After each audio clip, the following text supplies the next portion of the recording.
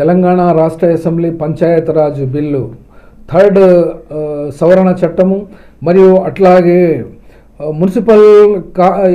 మున్సిపాలిటీలకు సంబంధించి మూడవ సవరణ చట్టము కూడా ఈ రెండు బిల్లులను 50% ఉన్నటువంటి సీలింగ్ను ఎత్తివేసి 42% రిజర్వేషన్ బీసీలకు కల్పించుటకు ఈ యొక్క బిల్లులు పాస్ చేయబడింది. కానీ ఇందుకు సంబంధించి ఇవి చట్ట రూపము మరియు దీనికి ఖచ్చితంగా రాష్ట్రపతి నుండి కానీ గవర్నర్ దగ్గర నుండి కానీ నిర్ణయించినటువంటి సమయము లోపు గనక వస్తుంది అంటే ఇది కష్టమే.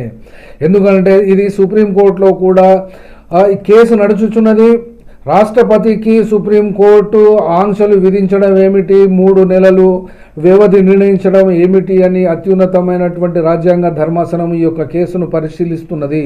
కాబట్టి ఇది ఇటు విష్ణుదేవ్ వర్మ కూడా ఈ బిల్లును శాంక్షన్ ఇచ్చినట్టుగా కనబడలేదు. ఈ బిల్లు పాస్ కావాలంటే రాష్ట్రపతి ఆమోదం కూడా పొందవలసి ఉంటుంది. కానీ ఈ యొక్క విషయాలను కనుక పక్కన పెట్టినట్లయితే ఆల్రెడీ రాష్ట్రంలో ఉన్నటువంటి జెడ్పీటీసీలు 566 స్థానాలు, అట్లాగే ఎంపీపీలు 566 స్థానాలు, ఎంపీటీసీలు 5773 స్థానాలను ఇప్పటికీ అమలవుతున్నటువంటి రిజర్వేషన్ల శాతము ఎస్సీలకు 15%, ఎస్టీలకు 7.5%, ఈ రెండు కలిపితే 22.5% అవుతున్నది.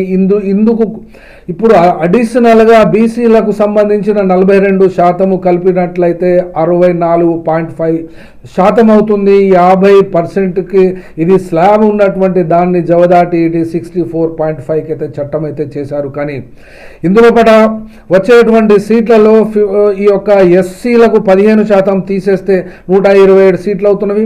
అందులోకి వెళ్ళి మిగిలినటువంటివి 439 సీట్లలో ఈ యొక్క బీసీలకు 42%, అట్లాగే 566లో సేమ్ 127 వీళ్ళకి ఎస్సీలకే తీసేసిన తర్వాత వచ్చేటువంటి సీట్లు కూడా ఆ యొక్క అందులో నిర్ణయించడంలో కూడా ఈ ఎస్సీ రిజర్వేషన్లు జనాభా ప్రాతిపదికన నిర్ణయించాలి. మరియు హైకోర్టు విధించినటువంటి గడువు కూడా సెప్టెంబర్ 30 కాబట్టి ఇంత త్వరగా ఈ యొక్క రిజర్వేషన్లను మరియు ఎస్సీ ఎస్టీల రిజర్వేషన్ల పోను ఏ స్థానాలు దక్కుతాయి, ఏ స్థానాలకు బీసీలకు వస్తుందో ఇందులో మహిళా శాతం కూడా తీయాలి. కాబట్టి ఇది చాలా సమస్యగా అవతరించేటువంటి అవకాశం ఉంటుంది.